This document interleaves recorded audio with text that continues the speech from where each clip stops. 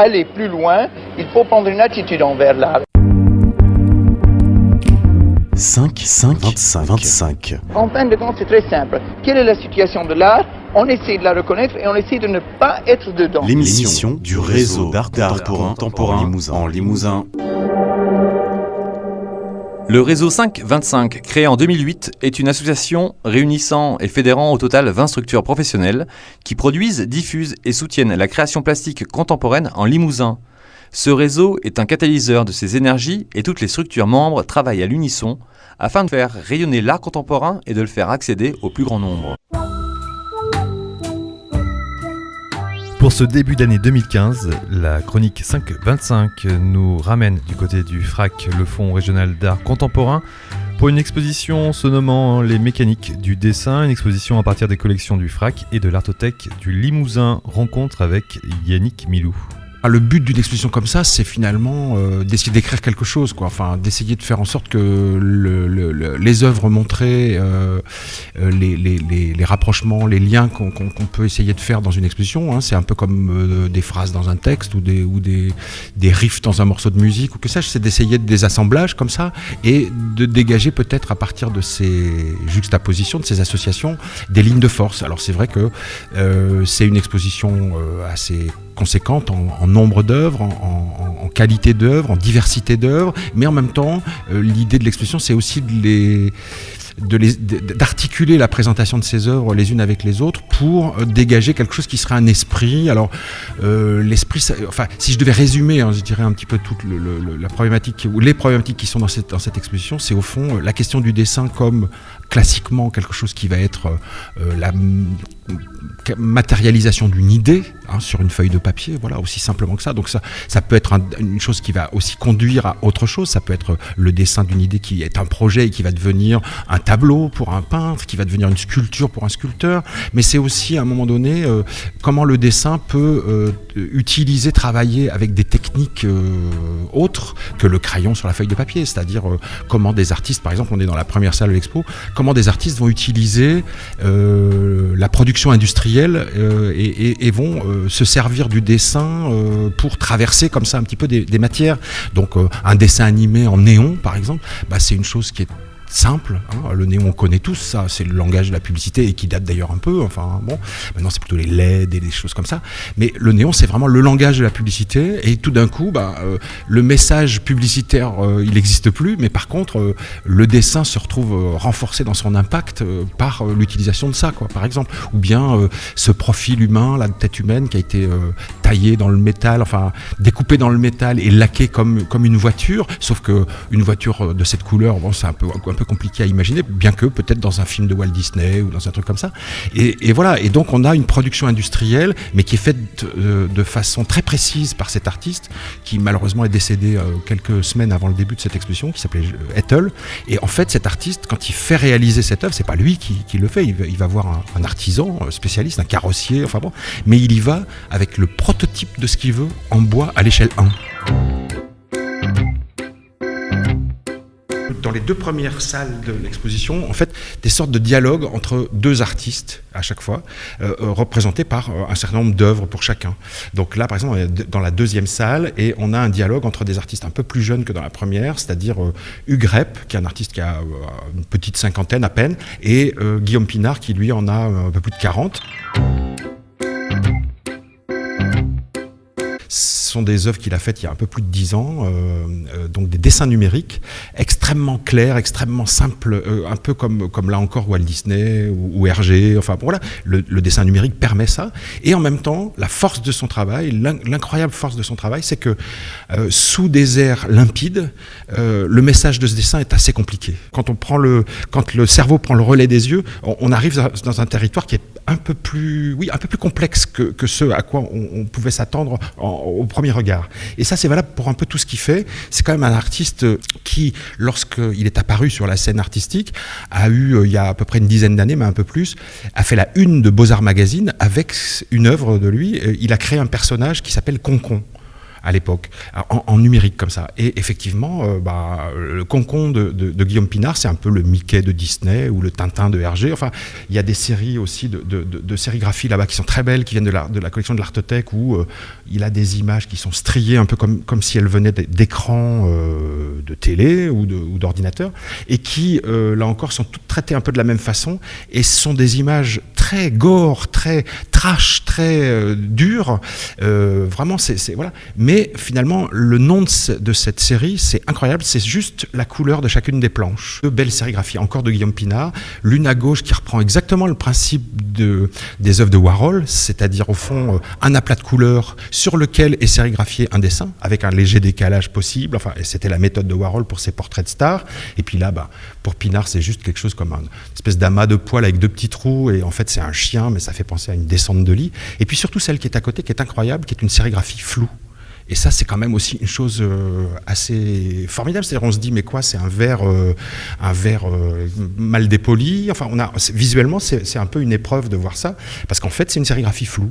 Et ça, c'est aussi un jeu très subtil, au fond, de la part de l'artiste, de s'attaquer à un motif qui est une espèce de tigre à 4 têtes, comme ça, avec un motif aussi presque pixelisé, comme ça, la peau de l'animal, comme ça. Et tout ça est un peu rendu étrange simplement par l'effet de flou, hein, voilà. Et ça, c'est quand même aussi des expériences graphiques tout à fait originales, tout à fait singulières, tout à fait extraordinaires même, et dont Pinart est une sorte de virtuose, quoi, à sa manière.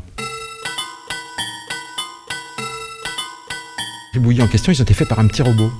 Et c'est là donc la chose peut-être assez intéressante, c'est-à-dire que c'est une œuvre d'un jeune artiste qui est basé à Châteauroux, qui est professeur de vidéo ici à Limoges, à l'ENSA, qui s'appelle Fabrice Cotina et qui a fait cette œuvre il y a déjà de nombreuses années. C'est un petit robot équipé de panneaux solaires et d'un marqueur, et qui surligne des dessins qu'on lui donne en quelque sorte à surligner. Donc nous, on est propriétaire de cette œuvre, donc on a le robot, on a la grande table, et on lui donne à manger, si j'ose dire, ou à interpréter des dessins que l'artiste a choisis.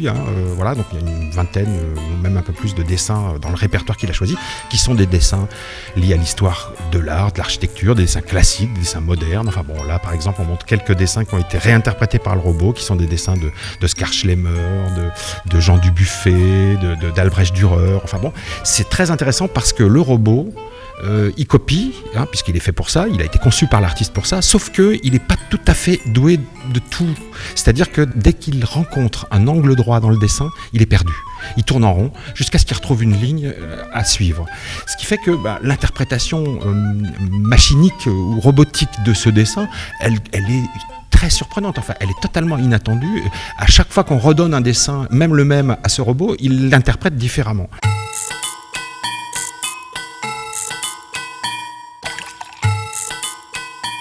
C'est une œuvre documentaire en fait qui est présentée en vis-à-vis, et ça c'est donc un ensemble de documents qui rappellent une histoire, une aventure artistique qui a été menée pendant quelques années par Gilles Mahé et un autre artiste qui s'appelle Jean-Philippe Lemay, et qui était en fait une école de dessin par correspondance. C'est-à-dire que donc ils avaient eu l'idée comme ça de lancer cette école de dessin. Ils ont eu jusqu'à 1500 élèves, beaucoup d'ailleurs en Asie et au Japon en particulier, et en fait cette école, les deux artistes envoyaient un sujet à leurs adhérents, à leurs élèves par la poste. Les élèves faisaient un dessin pour le sujet. Donc le sujet, ça va être par exemple la vache d'avril. Là, hein.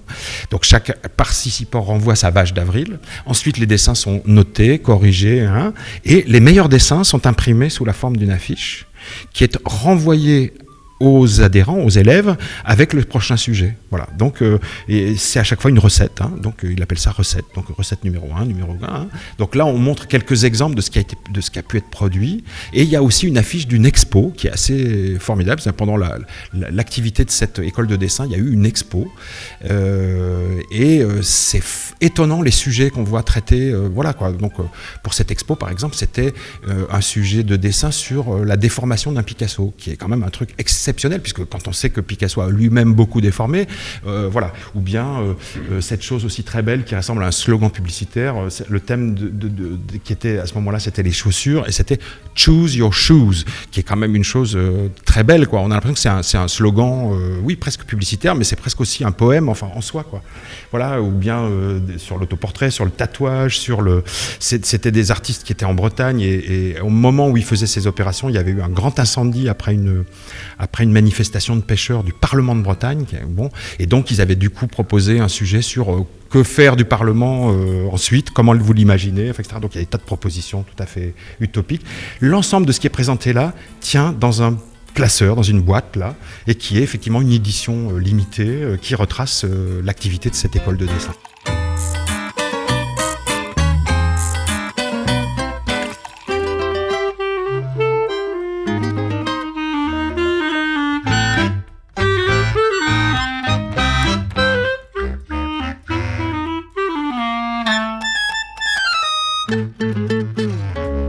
Ici, on est dans une salle, une grande salle, la première salle blanche de l'exposition, qui est en fait consacrée à la présentation de dessins de sculpteurs.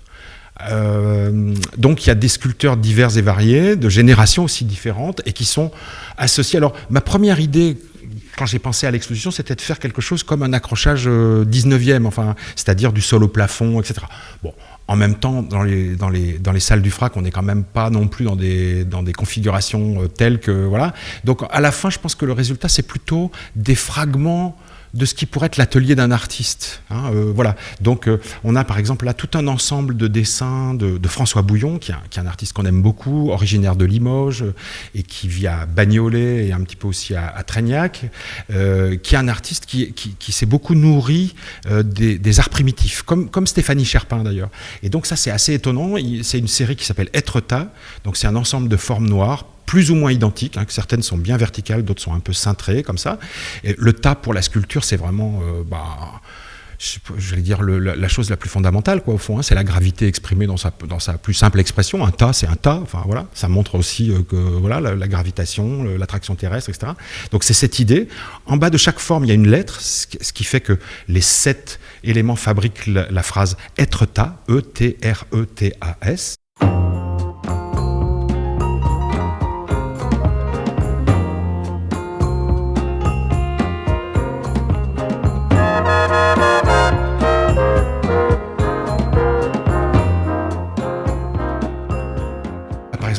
On a 2 dessins de Sol Lewitt. Sol Lewitt, c'est la grande star américaine. C'est l'artiste qui a inventé le terme art conceptuel, qui a vécu 25 ans en Italie et qui tous les jours allait dire bonjour à Piero della Francesca ou aux artistes italiens de la Renaissance. Enfin bon, et il est très très connu, excessivement connu. Il est décédé hélas, mais pour ses dessins muraux. C'est vraiment quelqu'un qui a conçu son langage plastique comme finalement là encore des sortes de recettes sur le papier qu'il faisait ensuite exécuter comme dans la tradition fresquiste, par des assistants, donc avec des crayons, avec des lignes superposées dans un certain ordre et qui vont au final produire un résultat, enfin, etc. Donc on a 2 dessins là, de forme élémentaire, 2 triangles, un sur fond noir, l'autre sur fond gris, et 2 cercles pareils. Mais ce qui m'intéresse beaucoup dans cette salle, c'est aussi de montrer ce grand dessin mural d'Alain Doré qu'on avait acquis il y a déjà longtemps et qu'on n'avait pas eu l'occasion de montrer encore au FRAC. On l'a montré ailleurs dans d'autres lieux, mais jamais au FRAC, et qui est un dessin qui se fait exactement de la même façon que les fresques à la Renaissance. C'est-à-dire que voilà, pour faire ce dessin, il y a un protocole très précis, il y a des plans, il y a des patrons en papier craft qu'on doit épingler à des bons endroits une fois qu'on a mis tous les murs au carré, et puis une fois qu'on a épinglé ces patrons, on les détourne, et ensuite une fois qu'on les a détourés, on enlève les patrons et on reprend chacun des traits avec 3 épaisseurs de fusain différentes, très fins, très moyens, très, très épais, et le résultat c'est que c'est quelque chose qui est une sorte d'ensemble de formes dont on va dire qu'elles sont géométriques sans pouvoir vraiment beaucoup plus les qualifier, les préciser. Ça fait penser à des objets, mais on ne sait pas très bien à quoi. C'est entre le décapsuleur, le peigne ou je ne sais pas trop quoi. Enfin bon. à l'échelle de la salle, à l'échelle du mur, donc qui donne un sentiment, une sensation de flottement comme ça un petit peu, comme un écran d'ordinateur là encore, hein, comme un économiseur d'écran presque.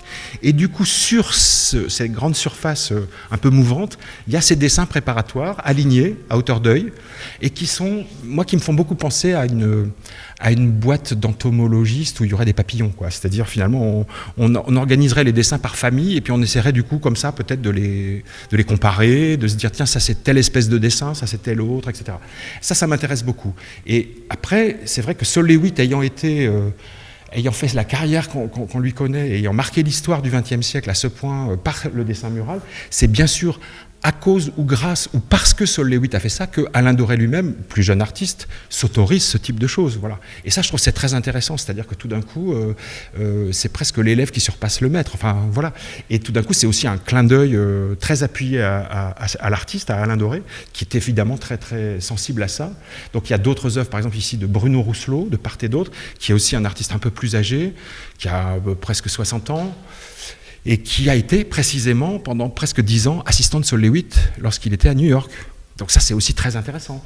Où là-bas on a des dessins de Jane Harris, qui est une Anglaise qui vit pas très loin d'ici, à Thiviers, dont on a acheté pas mal d'œuvres déjà, pas mal de dessins à l'Artothèque aussi, et qui finalement avec des moyens extrêmement simples travaille comme ça sur la possibilité de créer des espaces un peu étonnants avec de l'encre de Chine sur du papier, quoi. Enfin, mais c'est des espaces qui sont aussi bien ornementaux, virtuels, un peu hop, enfin ça fait penser à des tas de choses, mais c'est aucun de ces choses-là, c'est vraiment un langage qui est en train de se construire. Voilà. L'exposition mécanique du dessin est à découvrir au FRAC, impasse des Charentes à Limoges, jusqu'au 7 février. D'ici là, le FRAC vous donne rendez-vous le jeudi 15 janvier avec la venue de Johanna Carrier. C'est un événement important parce que c'est une des fondatrices de la revue Roven qui est apparue il y a 5-6 ans maintenant sur le marché éditorial des revues, et celle-ci s'est spécialisée précisément dans le dessin, et en quelques années ils ont acquis vraiment un savoir-faire et une notoriété incroyable. Donc je me réjouis que cette jeune femme, Johanna Carrier, vienne comme ça présenter ses activités et viennent aussi porter son regard sur cette exposition qui, je pense, va sûrement l'intéresser. Et puis donc, il y aura une dernière grande conférence à la BFM, la dernière semaine de l'exposition, avec Guillaume Pinard. La bonne nouvelle de cette fin d'année 2014 et de ce début d'année 2015, eh bien, c'est que le FRAC et l'Artothèque vont déménager en centre-ville. Est-ce que vous partagez ce sentiment ? En fait, c'est un rêve pour moi de concrétiser ça. On refaisait avec le président du FRAC et ma collègue de l'Artothèque, on refaisait un petit peu l'historique des scénarios qui ont été ceux auxquels on a pensé depuis quelques années. Il y en a quand même eu 7, c'est le 7e. Mais finalement, c'est peut-être le meilleur. C'est-à-dire, on aura attendu longtemps pour ça, mais c'est tellement beau cet endroit, c'est surtout tellement bien placé, en plein cœur de ville, dans une rue piétonne, avec plein de restaurants, de cafés autour, enfin, au milieu de la vie.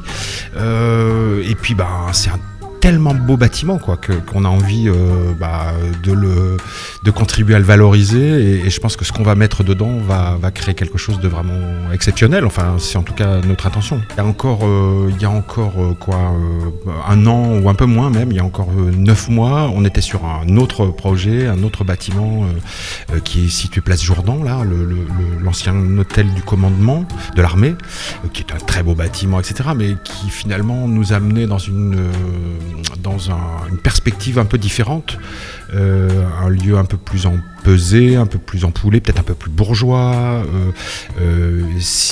avec une histoire qui était quand même un peu différente de la nôtre, c'est le moins qu'on puisse dire. Enfin, moi c'est vrai que quand j'ai pensé, quand ce scénario, parce que ce bâtiment est toujours disponible, est toujours en vente, quand on y pensait, c'est vrai que moi j'étais un petit peu embêté à l'idée de transformer un lieu, je dirais emblème de la violence et de la guerre, en un lieu consacré à l'art, quoi. Enfin, ça me posait un peu un problème. Puis après, il y avait des tas de problèmes techniques très compliqués. Alors que là, finalement, on va investir un ancien magasin de tissus, enfin une ancienne manufacture de tissus où on fabriquait des vêtements de travail à l'origine. Enfin, donc c'est un bâtiment qui a été conçu pour montrer, enfin pour avoir de la lumière qui permette de mettre en valeur les tissus.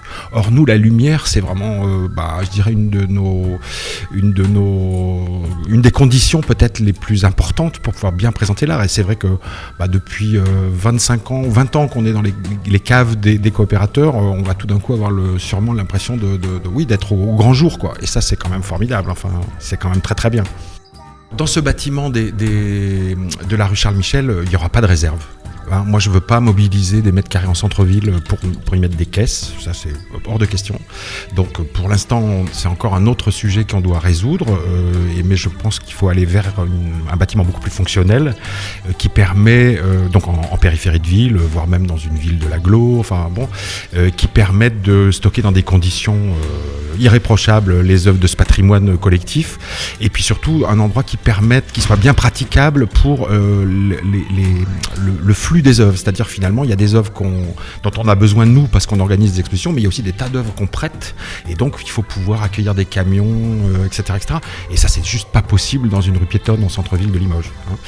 Bon, et puis moi je préfère consacrer les espaces, les 2000 et quelques mètres carrés de ce bâtiment à la présentation d'œuvres bien sûr, mais aussi à toutes les activités qui vont avec, c'est-à-dire un espace peut-être de convivialité type un peu café, je sais pas quoi, une librairie, une bibliothèque, un atelier pour accueillir des enfants ou des ateliers d'art plastique, une petite salle de conférence équipée de vidéos, etc. Pour que, en contrepoint et régulièrement et presque tout le temps, en même temps qu'on présente des œuvres et en grande quantité, en beaucoup plus grande quantité qu'actuellement, on puisse finalement proposer au public un programme d'activités lié à la présence des œuvres. Écoutez, le calendrier sur lequel on se base pour l'instant, c'est 1 an et demi, quelque chose comme ça. On est assez pressé maintenant que la décision est prise. On a lambiné trop longtemps sans doute, mais maintenant que la région s'est engagée, je crois que tout le monde a envie que ça se fasse bien, mais vite. Donc il y a quelques gros dossiers, gros sujets qu'il va falloir traiter de manière assez précise. L'isolation, le chauffage. Enfin, moi j'aimerais beaucoup qu'on arrive à réhabiliter le bâtiment pour en faire quelque chose de peut-être pas HQE, haute qualité environnementale, mais pas loin, enfin qui soit en tout cas très très économe en énergie, etc. Qui soit très fonctionnel, qui soit pratique, qui soit agréable, mais il est déjà tellement beau, il est déjà tellement bien dessiné que c'est de la rénovation où on va essayer aussi peut-être d'éviter une trop grande mainmise d'un nouvel architecte, alors que l'architecte qui a fait le bâtiment, qui a dessiné le bâtiment d'origine, il a très bien fait le travail, quoi. Enfin, voilà, donc il y a quelques aménagements bien sûr à prévoir, mais enfin c'est pas un énorme chantier. Pour aller plus loin, il faut prendre une attitude envers l'art. 25. En fin de compte, c'est très simple. Quelle est la situation de l'art? On essaie de la reconnaître et on essaie de ne pas être dedans. L'émission du réseau d'art contemporain en Limousin.